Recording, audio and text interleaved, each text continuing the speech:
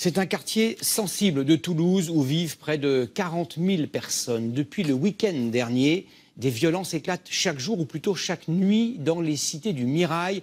Des dizaines de voitures ont été brûlées, du mobilier urbain saccagé. Une vingtaine de personnes, dont plusieurs mineurs, ont été interpellées. Comment en est-on arrivé là? Perrine Mislange et Paul-Étienne Zahn ont mené l'enquête sur place. Troisième nuit sous haute surveillance. Depuis dimanche, l'hélicoptère de la gendarmerie survole le quartier du Mirail.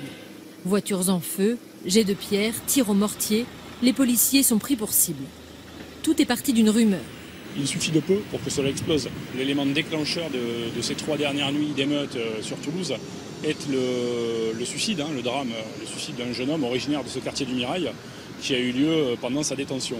La thèse du suicide ne convainc pas certains habitants. L'interpellation également d'une femme en niqab aurait déclenché les affrontements. Mais le mécontentement dans ces quartiers défavorisés est plus profond. 40 000 habitants vivent ici dans une difficulté sociale où pauvreté, trafic de drogue et chômage se cumulent. La clé principale, c'est l'emploi.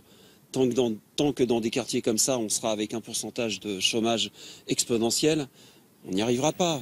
Alors des associations tentent de faire bouger les choses. Ces jeunes suivent une formation pour obtenir leur BAFA, devenir animateurs.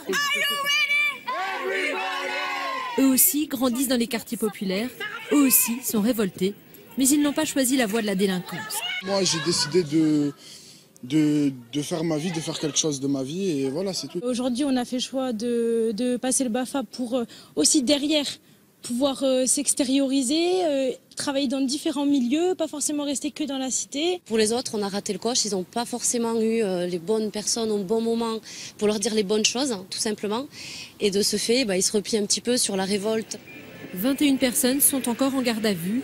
Cet après-midi, un jeune de 18 ans sans casier judiciaire a été condamné à 6 mois de prison avec sursis pour jet de pierre sur une voiture de police. 150 policiers sont à nouveau mobilisés ce soir, mais la tension semble retomber.